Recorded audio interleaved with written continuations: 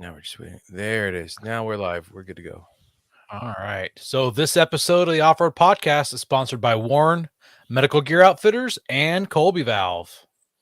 Off-Road Podcast, episode 367, Toilet Talk. Tonight, Aaron is a loser, Jeremy can't be found, and Ben gets medieval. Welcome to the Off-Road podcast about everything off-road. We cover the news, review products, and interview people in the off-road industry. Your hosts tonight are Aaron, and my name is Ben, and welcome to the show. Thanks for having me. You're welcome. Thanks for coming on. I appreciate it. The Weekend Review is brought to you by Medical Gear Outfitters. What are you waiting for? Are you waiting to have a casualty on the trail? Check out medicalgearoutfitters.com to get straightened out. Medical Gear Outfitters has everything you need, whether you're going out for the day or traveling on a year-long expedition. Head over there to get off-road specific kits that meet all of your needs. And while you're there, make sure you use Off-Road Podcast for 10% off. Well, hey, buddy. How's it going? Doing all right. So I've managed not to need my first aid kit this week. I'm doing good. I was going to ask. My son needed it instead. Of course. My youngest son, Teddy, he's well, with a name like Teddy, bear would come into play, right? Teddy bear. Well, he's kind of the opposite of a teddy bear. He's like a bear. So we say don't poke the bear. Don't poke the bear. Well, apparently my middle son Lewis decided to poke the bear while they were laying in bed watching TV or something, and Lewis got kicked in the nose. Ooh, fat bloody nose, like yep, clot and all that. Yeah, don't poke the bear. That's what you get. Yeah. Obviously, people got in trouble, but still, yeah. So gauze got pulled out, and I could have used toilet paper, but just the whole thought of like toilet paper getting left in there and what's around toilet paper. It's not your nose. Yeah, it's not my nose. And so being that he's my copay child. Yeah. My middle son is my copay. He's the one that broke his arm. And so, yeah, my copay. Yeah, no, it was just easier to use a little bit of gauze. And yep, guy's nose all patched up. So, yeah, no use for me this week, but my son needed it. Well, what else have you been up to? Do you ever get the oil change done on your 4Runner? Oh, no, it's been so, like, when it cooled down enough to where I could have done it, I was doing other stuff.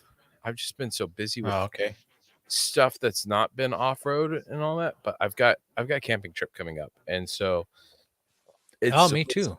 It's supposed to cool down this week, and so I think I'm gonna throw the 4Runner on the ramps and go through and do oil, diffs, transfer case. I've got a sealed transmission, so get those four things taken care of. I've got all the fluid sitting there, and then rotate my tires is another one I need to do, which I don't know if I have a jack that'll lift my 4Runner up high enough. We got Corey listening to us. It says his first time getting to join us live. His son is sick, so his wife is taking care of him. So I'm happy that you're hanging out with us, Corey. I'm sad that you've got a sick child. That's never fun. So yeah, man. Welcome. Thanks for joining us. Glad you got a chance to tune in. Yeah.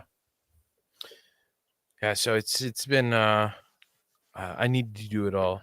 Need to rotate my tires. I'm considering taking them in to get rebalanced. I don't know. Oh, really? I've got just a slight wobble at speeds when I drive, and I'm pretty sure it's just the balance is a little off. But being that they're in bead locks, no one will touch them while they're on the vehicle, so I have to take them off, throw them in the back of the minivan, drive over, and be like, "Hey, balance these." And then bring him back home. My neighbor, he's got a 2-post lift, so I might go over to his house and do it. Cool. Since his son plays at my house all the time, be like, okay, here, I need to borrow your lift. Yeah, that'd be nice. So I might do that. It just depends. I might just say screw it and deal with it. It runs pretty good regularly, so it's just at like the lower speeds, and they are You should much. just you should just drive it to the parking lot next to Les Schwab, jack it up in the parking lot, walk the tires over, Walk one and tire then get over them at back. a time. Yeah, and then bring them back. I could do two.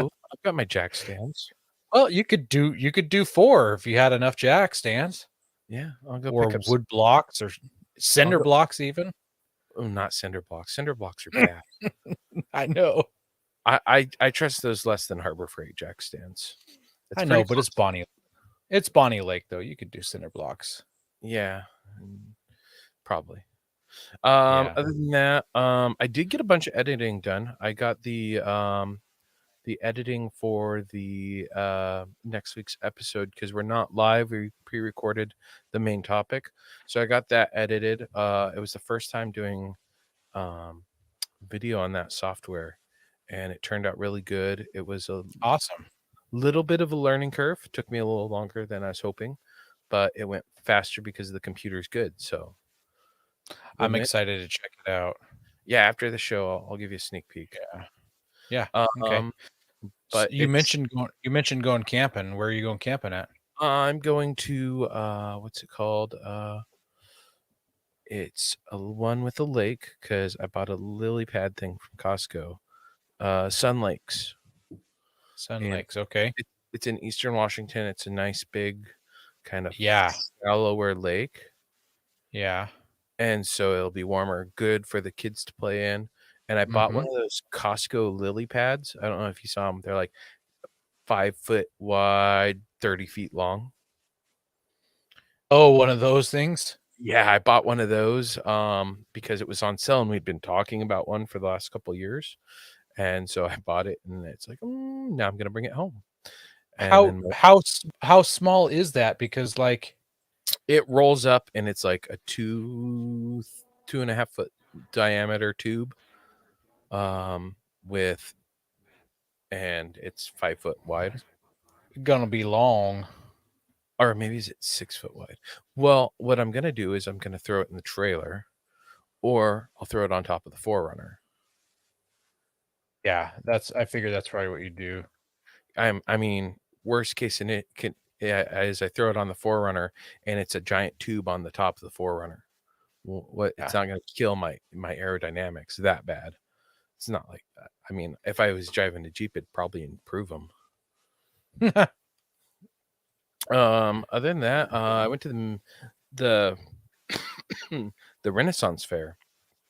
We have Ren Fair. It happens here every year in my town of Bonnie Lake. So I went and checked it out with the family, had fun, watched my kids bash each other with foam swords and shoot some bows and arrows, and I had some lemonade and a pickle. Just like a random pickle or deep fried or what? It just a regular pickle. There, with the heat, the salt and all that helps with keeping it cool and all that. So Uh-huh. I got a pickle. I mean, I like a good pickle. I Yeah, like a good pickle. I just didn't know if there it's was like more to it than just a pickle. homemade dill pickle type stuff. There's a guy that Huh. does it every year, and he calls them the fair pickles. It's like $3 for a pickle, and they're Man, pretty making some decent. money. He is making money, Yeah. but I mean that's what it's all about there, right? Absolutely. Yeah. Other than that, not much, man. What about you? Well, just like you, it's still hot here. I've once again done nothing outside working on my truck because it's just too hot. And now this coming weekend, I'm going to be putting the sheathing on the roof of my shop and then hopefully also getting some roofing down. So let's see here. I can't take my truck apart because we need to scoot scaffolding around and stuff inside my shop. And I was going to take my truck apart and just kind of leave it apart waiting. So now I've got to wait till I get the roof on till I start that project. So that's another week out on that, at least a week out before I can touch my pickup truck again. So I kind of lost my window, kind of a bummer. Yeah. But I did have my long range shooting competition at my house this week.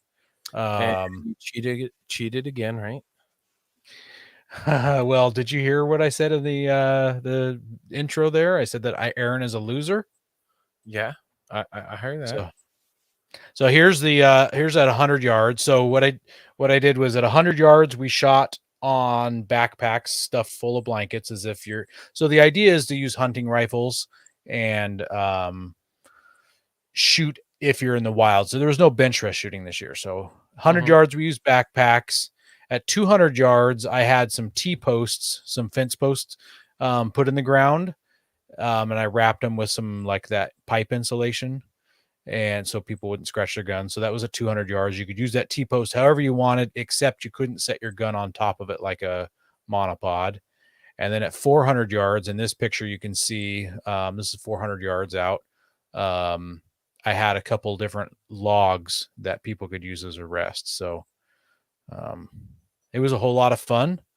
I was sighting in my rifle a little bit before the event, and my groups weren't really good, and I didn't know what was going on. And then people showed up, and I didn't have any more time to sight in.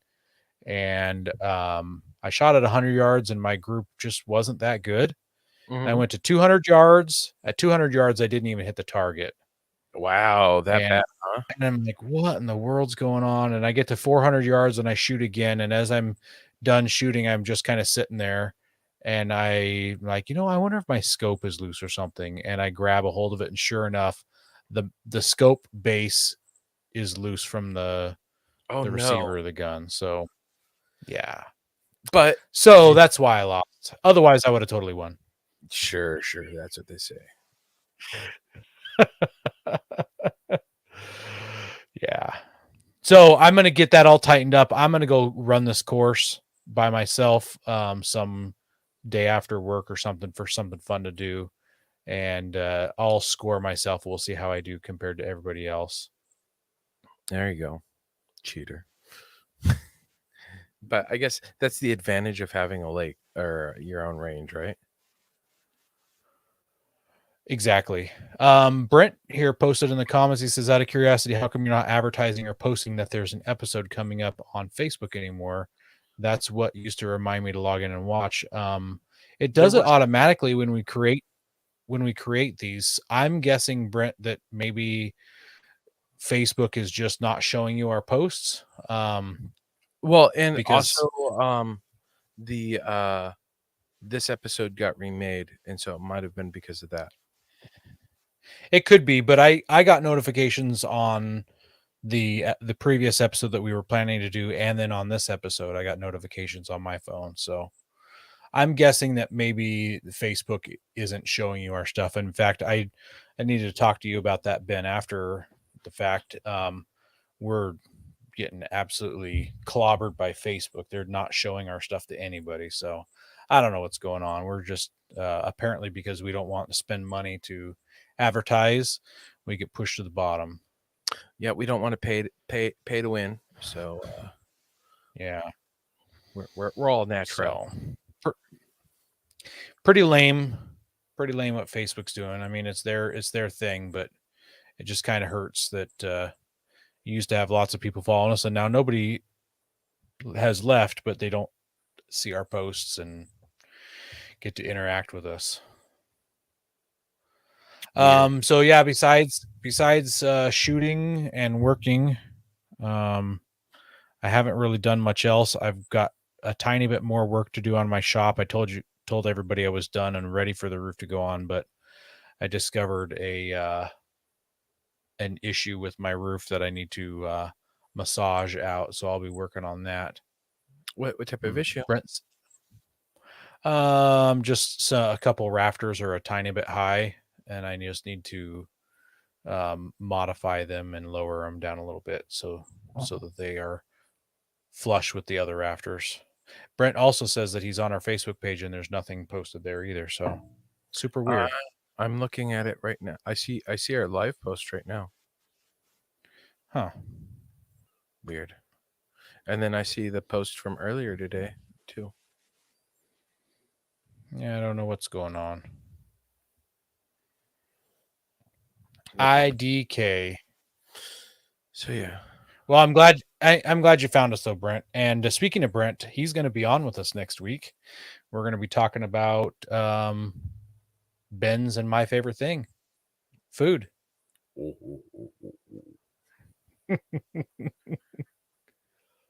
We also want to thank our sponsor, Patriot Patch. Head over to patriotpatch.co and check out their selection of great patches, shirts, cleaning mats, signs, and stickers. You can also join the Patch of the Month Club for $15 and receive a patch, matching sticker, and artist proof each month. Have you got the Patch of the Month delivered to you yet? You know what? I haven't checked my mail in a couple days. Like I didn't check our mail today, but as of Saturday, I hadn't received it yet. Yeah, it might have been a little late. So here is this month's Patch of the Month, the August exclusive. Sun's Out, Guns Out, Mr. Tiki Man. Mm-hmm. And then there's something cool they're doing this month is they have a companion patch that is not part of the Patch of the Month, but it's a patch of the limited release. It's just a yeah. I don't know if it's I guess it does say limited release. And it's Moons Out, Goons Out. Yeah. Throwing the hang loose. So yeah, I like that there's kind of a combination of the two. It's like, hey, if you support us, here's this patch through this, and then you really like that one? Well, here's another one similar to it. Huh. Speaking of patches, so we've shared ours, but have you seen a glow in the dark picture yet, Aaron? Yes, I have, because I'm in a chat group with you. Yeah. So that's I hit the patch with my my UV curing machine. It uses UV light, and that was 30 seconds of UV light, which I think is like double what you would get of throwing it out in the sun. So Oh, really? Okay. So everybody's going to need to carry like UV lights in their rigs or black lights or something just to make them glow super good. No, that's just how you really get it going. So yeah, I was like, I wonder how well this glows. I'm like, 30 seconds, that'll give me a good idea, because some stuff you hit it for 30 seconds and it's very faint. This was 30 seconds and boom, it's glowing good. So yeah, and we came up. So last week we talked about it. If you're an audio listener, I edited that out, but we changed up the pricing. We're actually gonna make it a little cheaper. So we're gonna go $13 shipped for one. Any additional patches are $10, or $10 picked up from us in person. So if you're local to us and you want a patch, you want to meet up with us, there you go. And you can just hit us up with a message via PayPal. Did I go really quiet there? I don't think so. Okay. And then it's just my headphones acting weird. So you just gotta hit us up with a PayPal. Send it friends or family. Otherwise they text us, and we're just trying to like get these out cheap to you guys and save money for everybody involved. So we can also set you up with a PayPal link. It's offroadpodcast@gmail.com. Yes. Yep. So super excited. Those happen because you guys, the listeners, and our sponsors. If it wasn't for those guys and everyone involved, they wouldn't be around. And so, yeah. Have tire troubles ever left you deflated? Colby Valve has got you covered. Ever have a valve stem leak? Colby Valve makes reusable and easily replaceable valve stems that don't require you to remove your tire from the wheel. They work with your off-road rig, ATV, side-by-side, commuter vehicle, or even your tractor. Never be left stranded again because of a busted valve stem. They also have a tire repair kit for those punctures that keep you away from doing your favorite thing, wheeling. Make sure to check out colbyvalve.com or ask for them at your local off-road products store. And if you haven't, I would suggest going out and getting just a set of the basic Colby valves, bare minimum. It's $14, $15, I think it is. And you can get them on Amazon or a local supply. A local supplier. They have a dealer portal on their website, or you can buy them directly from Colby Valve. And it's just a simple little security in your trunk. It may Yeah. never be you. It could be someone on the trail. And it be nice. Not only does it not only does it not take up a lot of space, but it doesn't weigh anything either. There's no penalty to having them, and it's hardly a penalty to your wallet. They're very inexpensive.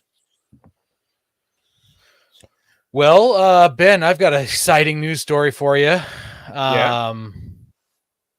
You familiar with Yeezy? You know who Yeezy is?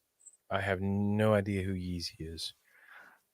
That warms the cockles of my heart that you don't know who Yeezy is, because I really didn't know who Yeezy was in either. And apparently that's what Kanye West is called out there in the What? in the cool world. I knew who Kanye West was. Isn't that what he has his shoes, or his shoes are called? The Yeezys? They're like weird looking shoes or something like that. Yeah. So, but we're not talking about shoes. This isn't the off-road shoe podcast. This is the That's how you get to off-road the trail, right? On your podcast. shoes? That's true. That's true.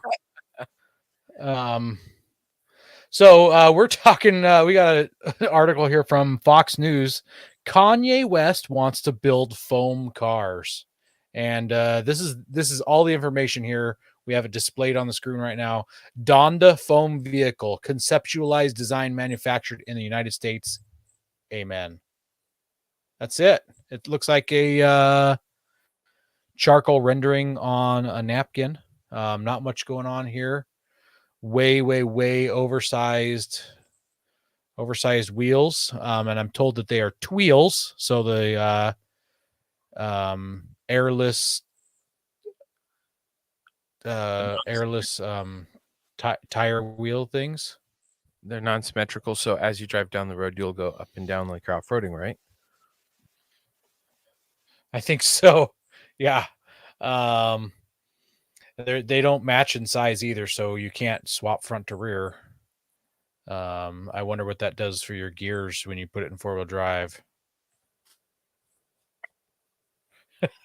Brent says that Kanye should try breaking the Prozacs in half next time. Yeah, obviously, I'm gonna guess this is a concept drawing, an idea he had. He sent it out. I think, isn't he big on Twitter? One of those places. I don't know. I have no idea. I don't follow anything about him.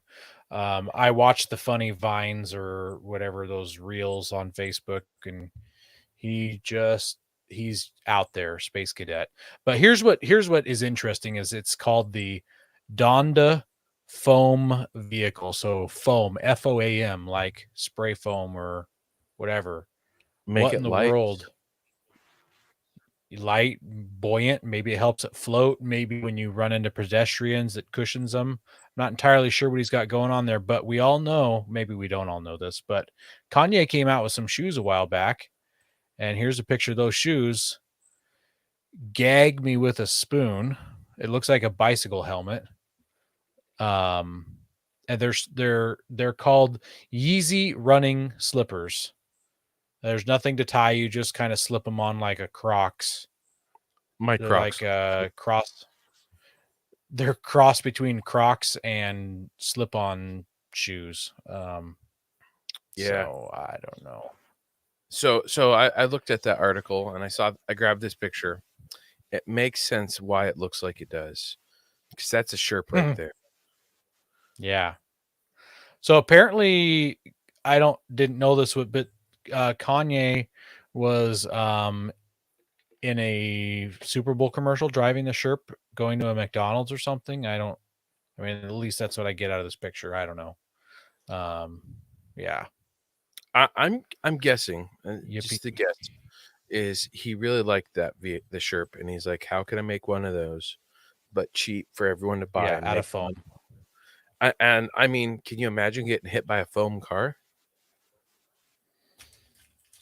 I'm not going to say I wouldn't want to try it, you might I see a mean, video of you on Facebook getting hit by one I down the road. you wouldn't get hurt so much by getting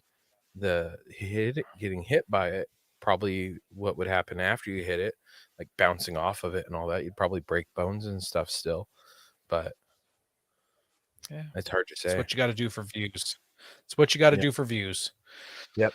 Well, let's move on from Kanye because I don't have anything else good to talk about there. So the next article is from Jalopnik, and the 2023 Chevy Colorado has been dropped. It's out, or at least the information's out there. So it's the third generation Colorado. There's 5 models, or some people call it like a trim level. Only one body configuration and only one engine available, although that engine comes with 3 different output levels. Interesting. So so you can only get it in a 4-door with the 5-foot 2-inch bed. That's it. And the only engine option you get is a 2.7 liter inline 4. It has an 8-speed automatic mated to it. And that 2.7 inline 4 is turbo. I can't remember if it's single or twin turbo. No diesel, no V6 option, only one engine choice. We got Nick in the comments. He says, boo, no diesel on the Colorado. Apparently, maybe it was too spinny of an option. Not enough people bought it. I don't know. I know there's a lot of diesel Colorados out there. They are definitely loved by the Overland crowd. So I just pulled up the engine. It is a single turbo. It looks like it says turbocharged. Okay. And this engine's also the same one they use in a Chevy Silverado. So kind of interesting. They're using a 4-cylinder turbocharged engine in a Silverado. Pretty wild. Half-ton truck with a 4-cylinder. Let's see here. So the engine choices with the WT, the work truck, and the LT, you get 237 horsepower and 259 foot-pounds of torque.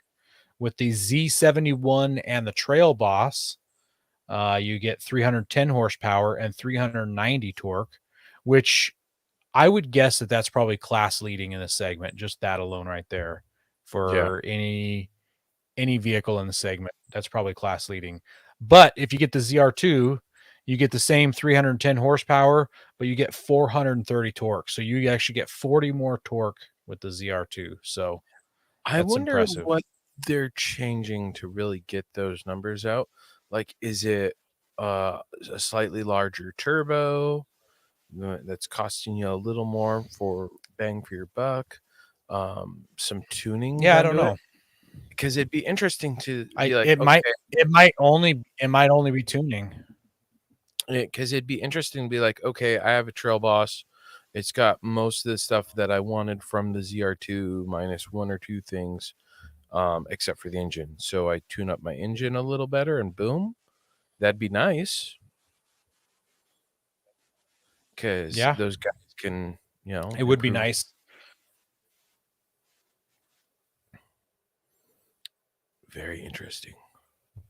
I like the towing for it. I mean, 7,700 pounds. That's 7,700 pounds is probably also the top for towing as well. Although the Gladiator is in this segment as well. I don't know what the Gladiator can tow, but if it can tow more than that, I would be surprised. So I also got ground clearance. This is what matters to us off-roaders. Minimum of 7.9 inches in the... Did you say 4,300? 4,500. 4,500. That is atrocious. Jeep. That is atrocious, dude. Oh, hold on here. This is all right. It says that it can tow 7,650 through a dealership. I imagine that must be with the tow package and a certain engine. That'd make more sense. So, so you hear that is 50 pounds less than this truck can tow. So it's right up there. The Nissans, I don't think they can tow this much. The Ranger, I don't know about the Ranger. So, and then the Toyota definitely. Toyota's always lower on the towing capacity. The Nissan Frontier's current towing capacity is 6720, Yep. and for Ranger, Yep. 3500. No, It it's going to says be more than that. it says 75. It Okay. with the towing package. Yeah. Which, I mean, that makes sense. That's where they all should be on par with each other, right? Mm-hmm. You I look could- up the Tacoma real quick. Yeah, I can understand the Jeep being lower because of the roof problems. 68. Yeah. Okay. Well, it's definitely at the top of the list for towing. So let's talk ground clearance here. So the ground clearance ranges from 7.9 inches, which is less than Subarus that are out there right now. And it goes all the way up to 10.7 inches for the ZR2. So Nick says, can you imagine dropping off a case of beer at the local Chevy dealership in the service department and they magically flash your ECU with extra power? That would be awesome if you knew a guy.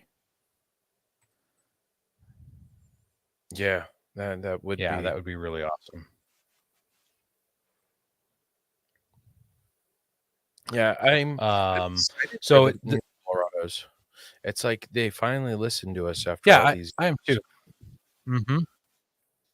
Well, and it is still the only truck in its class, not including the Gladiator, because I feel like the Gladiator is out of this class, even though it's still considered midsize. It's the only truck in its class that has a front and rear locker. Toyota doesn't do it. Nissan doesn't do it. The Ranger Raptor isn't out yet. When the Ranger Raptor comes out, I believe it will have both. But it's the only truck in the class that doesn't have it. So Yeah, and let's see here. So I get what you mean by go ahead. Jeep being a different class too. It is, but it isn't. It's kind of like that. Yeah. Yeah. It's the right size, but it does seem to outclass them with the solid axle front and the things that you can do to it and stuff. Yeah. So It's got the support. Yeah. Yep. Yeah. Now, let's see. So it still has the spool valve dampeners.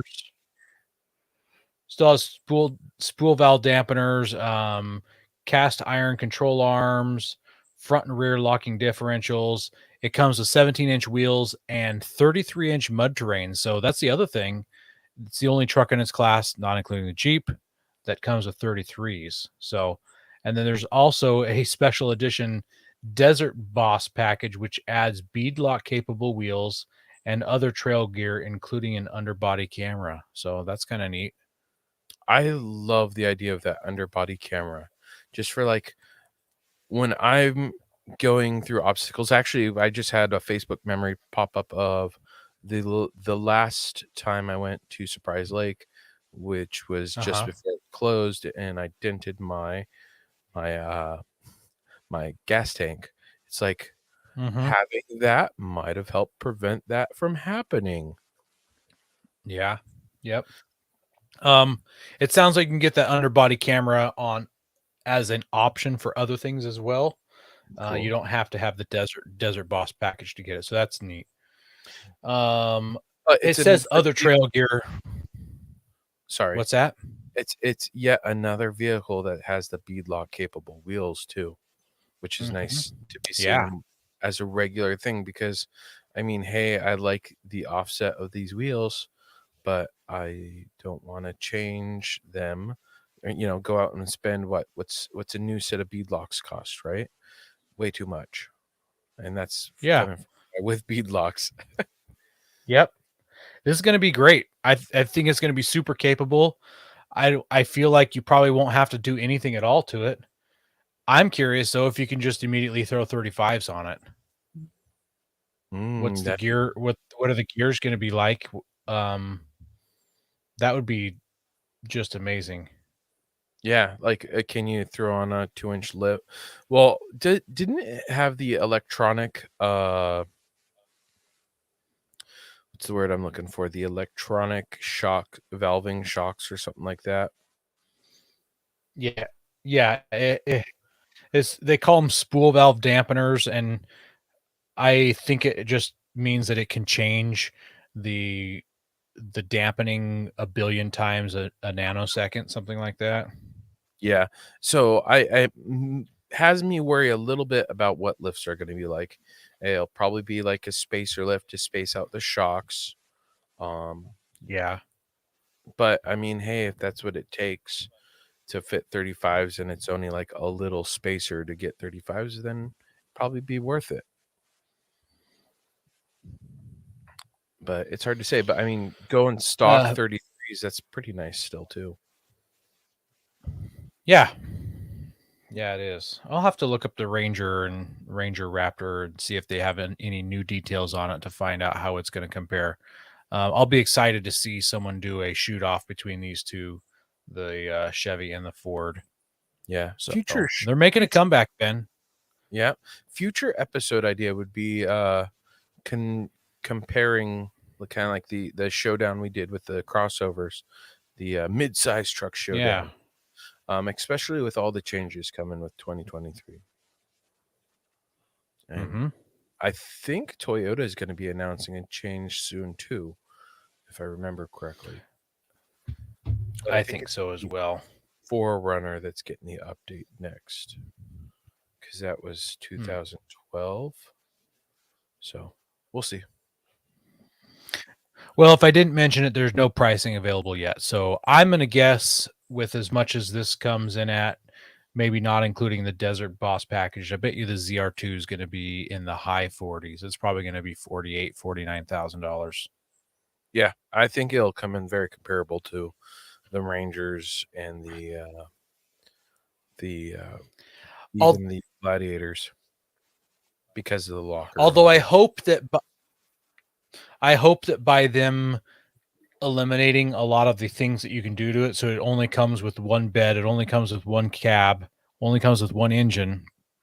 Maybe that's going to save them a bunch of money, bunch of tooling costs, and maybe it'll be a couple grand cheaper than it originally was. We'll see.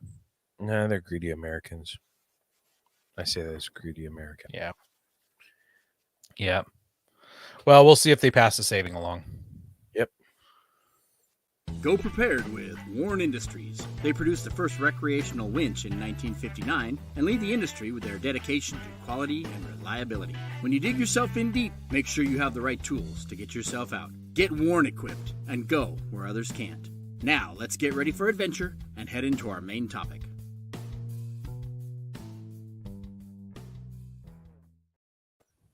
Well, this was the episode to do a very crappy thing and have a very crappy episode, right, Aaron? Yes. Yeah, we had a whole bunch of people tune in when we first kicked off, and I think maybe the title sucked people in. Yep.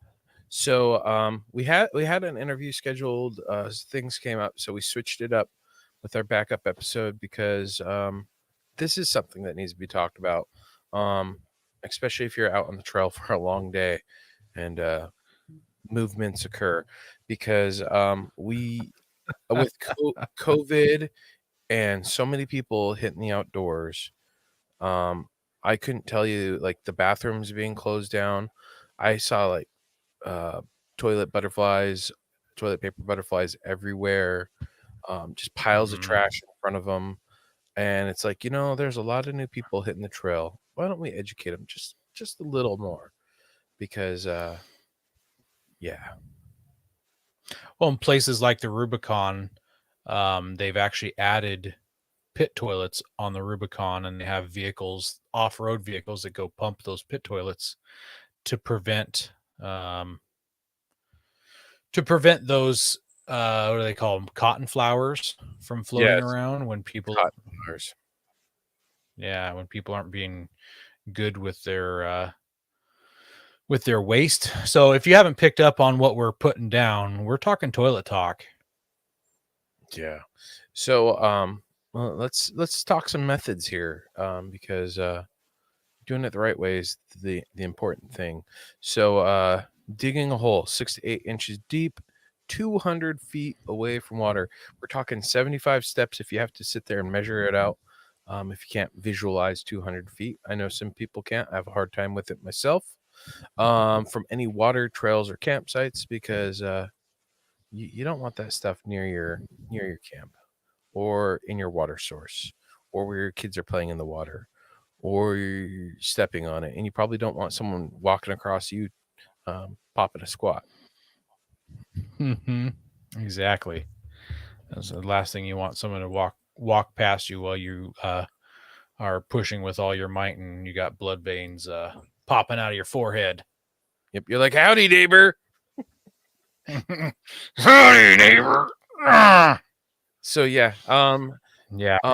digging a hole. That's the oldest, most traditional way. That's leaning up against a tree. If you dug one at the base of one, using a shovel to brace yourself, or just sitting there squatting. I like the shovel method myself. That way, I'm not trying. Let's talk about. Let's flip this on its head real quick. Ben just said to dig a hole. What you do not do is just squat right on top of the ground. Do not poop on top of the ground. Do not poop on top of the ground. Do not poop on top of the snow. Do not poop in the water. Don't do those things. You need to. Yeah, Brent says he's picturing the toilet scene from Dumb and Dumber. That's a great one. Don't do it. Don't be tempted to do it. Plan ahead, take your shovel, take toilet paper with you, and do the right thing. So, especially, if you're camping with a group of people or other people are camping, like literally, don't just like poop outside your rig outside camp and just leave a huge mess there, because that smell is gonna waft. You don't want to deal with that. Aaron's losing his mind there because he's just visualizing that, and it's just a very unsavory thing to do. So just dig a hole and put it in the hole. Like if you're snow camping, you can dig down to the dirt and literally put it there, and by spring it's gone. Yeah, sorry. I just couldn't help myself. Yeah, I was unfortunately getting an image. So I've camped and had people do stupid stuff like that. So we need to be better, people. So yeah, the whole method is the oldest method, and it's almost accepted anywhere. There are places that tell you that you have to pack human waste out. So if they say it, you need to do it. How are you going to pack that human waste out, Ben? Put it in your pocket? I will poop into a gallon Ziploc bag if I have to. Refill Mountain House pouch.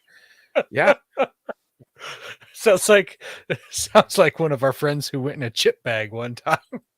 Oh my goodness, yeah. The toilet humor today. Yeah. It's sometimes that's what you have to do. I believe a lot of national parks are that way. You have to pack in, pack out. If you see a sign that says that, please do that. Don't help keep those areas open. It's not that hard to do. Worst case scenario, you're using a grocery bag and you're picking it up like the dog's crap and tying it. Man.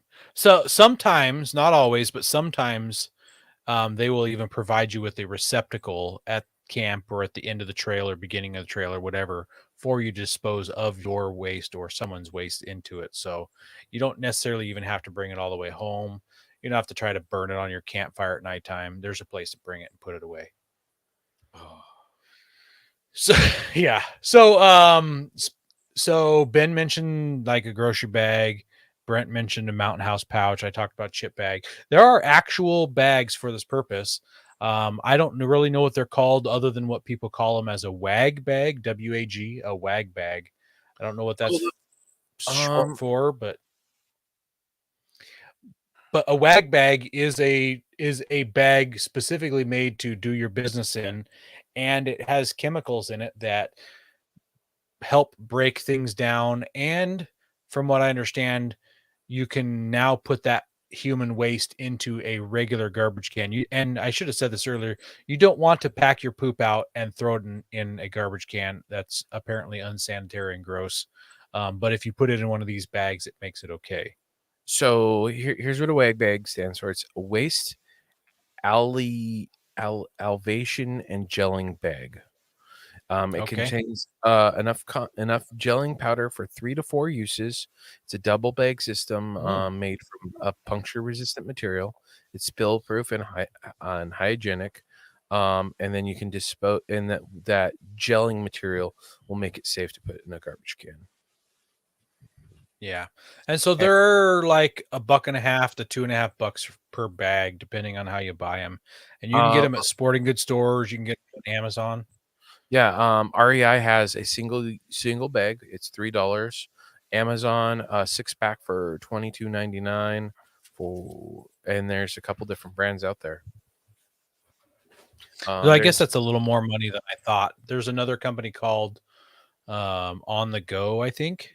They've been at some of the Overland rallies. Can't remember if that's what they're called or not, On the Go or yeah, there's something. a bunch of different brands out there.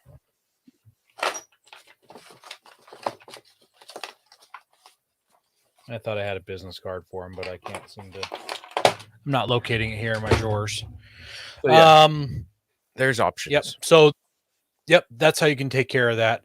And I'm going to tell a fun little story about when we were in Nevada. It was actually our last night. Last night?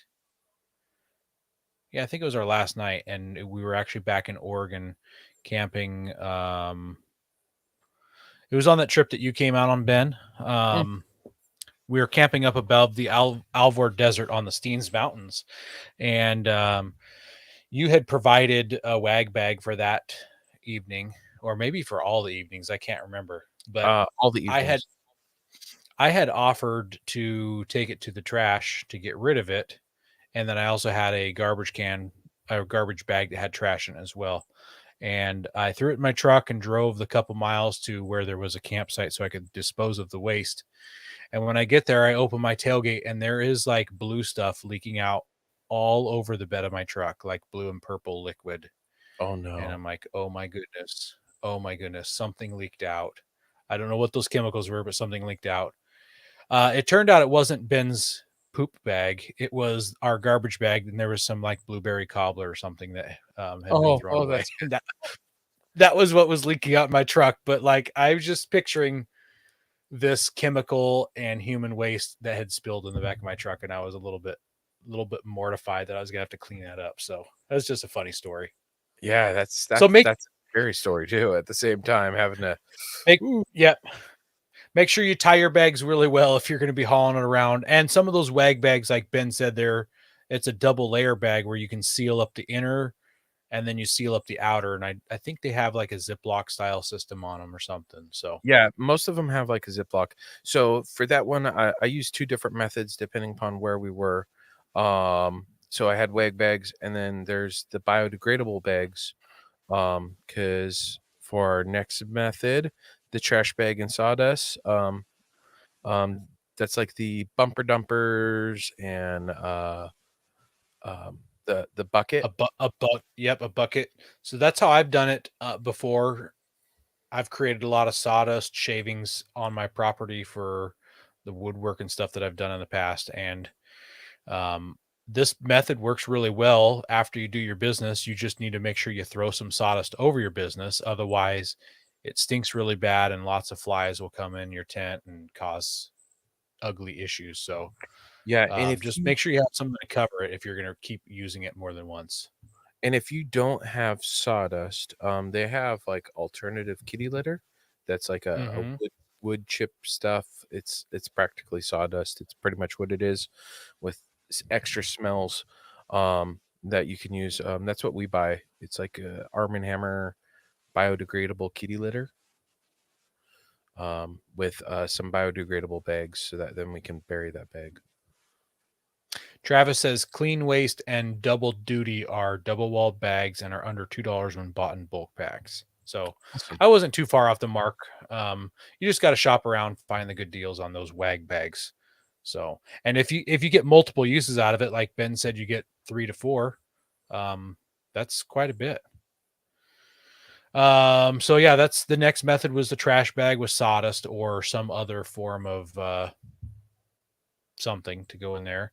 And then let's talk about the potty chairs themselves. So the first thing that jumps out at us is the Bush toilet by Iron Man, and that one is nifty. It folds flat, if I remember, but it's got like a huge weight rating on it, I believe. So if you've eaten Yeah. too much, let's say you went to the Cowboy Dinner Tree down in southeastern Oregon and you finished the entire 36-ounce steak plus all the fixings, you need a sturdy toilet. 440 pounds. Yes, that's a big deal. There's also the bumper dumper, as Brent mentions here in the comments. I talked about a bucket earlier. There's these folding camp chairs that just have a toilet seat on them. There's quite a few options out there. Luggable loo. Yep, luggable loo. There's the they are what's it called? They're like for the elderly. If they have a hard time moving around their house, you can usually find those at like garage sales and stuff after someone's grandparents passed away, for cheap, or someone who's Yeah. hurt pretty bad. There's Those so don't fold up as small though. no, they don't. Like the bucket, the pool noodle. There's lids for the buckets now. I've got a bucket Yeah. with a lid. Me too. That was one of the big things with my wife and getting her out with us, camping regular with me, because I like to camp primitive. So it's like, okay, hey, what do you need? And so she wanted a toilet. So we tried a cassette toilet, which is something we don't have here on the list that as I'm thinking of. Those are ones that you can dispose at like what are they called? A RV waste dump site. station. Yep. Yep. But you have to go through the trouble Or you of can finding one. or you can take it back to your house and dump it in your toilet at your house as well, as long as you don't overflow it with too much volume or something. But I just can't bring myself to having to clean one of those things. It just I had seems one. really gross. We Yeah. used it, we cleaned it, and Yeah. don't want to use it again because of that. That's why we switched to the Yeah. bucket. The bucket Yeah, method is a whole lot easier. I could see myself using one of those cassette toilets, filling up to the top, and accidentally forgetting it at my campsite when I left. Ew. No, I wouldn't do that. That's disgusting. I've heard of those stories. I wouldn't do it though. That's Yeah, gross. that's terrible. Yeah, Yeah. it's I mean it's really being respectful and treading lightly for people in the future when they go out and hit the trail, because no one wants to run across your crap, just No. like you don't want to run across theirs. You don't want your kids playing it, or your dog, or you. I don't imagine you want to walk down and see something on the ground, go pick it up, and or your keys fall into someone else's human crap. I've stepped in someone's human poop before, and I was very upset. Very upset. No, So I would be too. That would, yeah, I can't say the words that I want to on air. yeah. Oh, there we go. Boom. Boom, boom. So while we're podcasting, someone just bought some patches. Big shout out to Matt. Thank you very much. We'll get those sent out. Ben will get those sent out soon. Yeah. So let's talk about privacy, Ben. You mentioned going 200 feet from the trail. Brent asked where was I in downtown Portland that I stepped in human poop. You mentioned being 200 feet from water, trails, and campsites. So where would a good place be to go to the bathroom? Or how do I get privacy? You walk out in the woods with a shovel. You find Yeah. a spot and you do your business. But if that's not an option for you, because say you're at a national park and your significant other does not like pooping in public bathrooms. You could get like one of those pop-up tents. There's several different styles. There's ones with like metal poles. There's the ones that are like the collapsible where they like fold up tight in like a round little circle. Those ones tend to be smaller, not as much room. Shower tents is like another, like some people, Yeah, shower tents double as them. You have the CVT shower tent, right? I do. Yeah, And I like it a lot. we use that. It's That works it's really well. it's a lot bigger. You got a lot more room to move around and do whatever you need to get done in there. Yeah, it really, and that's kind of the important thing. If you have like, I've got this little pink one that we originally bought, and it's great to like just go in and do your business. But like if it's raining on it, you're probably touching one of the walls, so you're getting wet. Yeah, Um, yeah, so you don't have as much room, especially when you're 6'4". Um, and space is something you really want because because you're tall. I Um, just had a really cool idea. I bought from Costco probably 10 years ago. I bought a 2-pack of LED battery operated motion lights. You could, in those shower tents, usually have like a shelf in the top of them. I Yep. could put that motion light in there so that it just turns on at nighttime and shuts off by itself when someone goes in. You don't even have to bring a flashlight. You don't have to That hold a flashlight to see what you're doing. That's a good idea, Aaron. Yeah, that is. We had a little one of my egg lights that we put in there, and you just walk in, you push a button. Yeah. But I mean, having a motion light would definitely save you walking out there and trying to find it with your flashlight. It might scare the crap out of you if you weren't ready for it. Yeah, there you go. It's actually super bright. Let's see. Yeah, so I've got there's a bunch of different pop-up style tents. You got to find what's best for you in your situation. You may want one where it's got two doors. So if you're trying to use a bumper dumper or some cool overland shower thing to use that, it just depends upon what's good for you and yours. Or you might not care because it's just you for the most part out in the woods and you're good with that. And I can say pooping in the wide open space with an amazing view is kind of nice. It's not really all that crappy. Yeah. I've never pooped with a view, so I've not experienced that.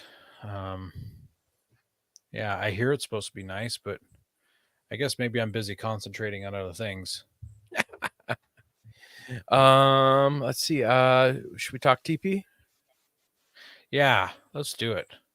So, your TP, it does matter. You want like a biodegradable, something like a septic safe one, like your Costco toilet paper. You don't want some super strong, thick stuff because that's going to take a while to decompose. Um, Yeah, RV anything that's good. anything that's septic safe. RV stuff is actually extra expensive, but it biodegrades and breaks down a lot faster. So if you are more concerned about that, then by all means, pony up just that little bit of extra money. You're only using it a little bit of the year, so Yeah. But like the wipes are not. No, don't do that. Don't be that person. Those yeah. things take Wipe forever to die. well, but you can pack them out with you if you really have the urge to use the wipes. Go ahead and pack them out with you. Yeah, bring a Ziploc bag and throw them in, and Yeah, yeah, throw it in your trasharoo or whatever outside trash device you have on your vehicle. Then you really don't have to worry about a particular smell getting in. That's why I like having those. Well, So I got one more thing. Coy and I talked about creating a company about Overland Bidets.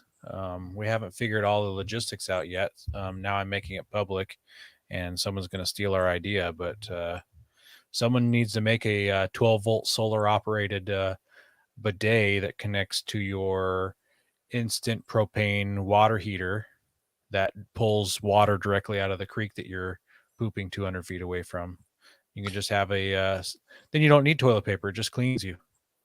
I've got an idea how to make this a thing. It's like a simple shower, but pressurized.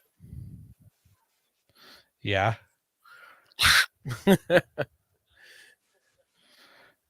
Use your ARB compressor. ARB compressor. Clean. Yep.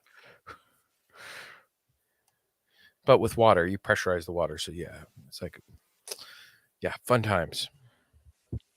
What a crappy episode, right, Aaron? This has been a very crappy episode. So it's been brewing for quite a while. Yep.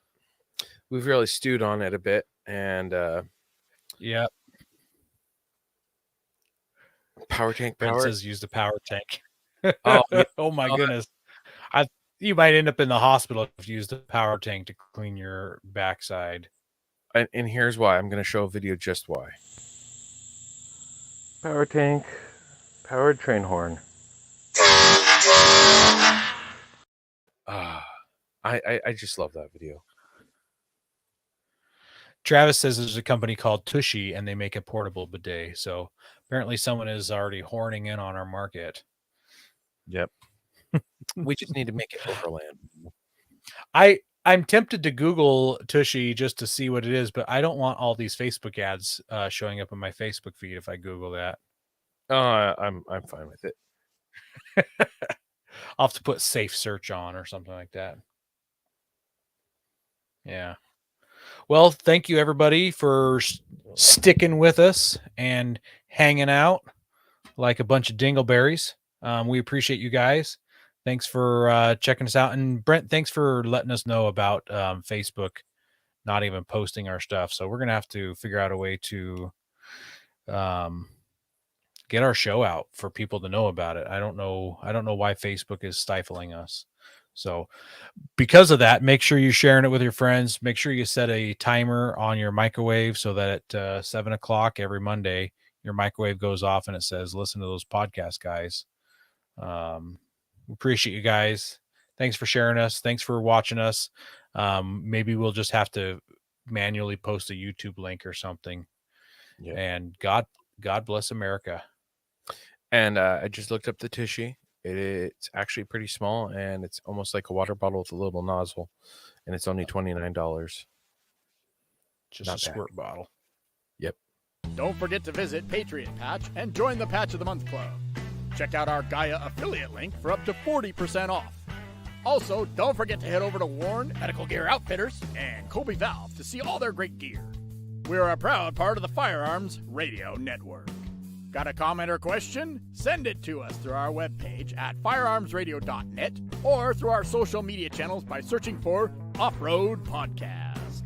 Also, you can listen to us live at overlandradio.com Mondays at 7 p.m. Pacific. When off-road, please remember to have fun, tread lightly, be safe, and courteous. Thanks for listening. I really couldn't get over the crappy puns. Well, I hope this was a cheeky episode for everybody and it didn't stink too bad.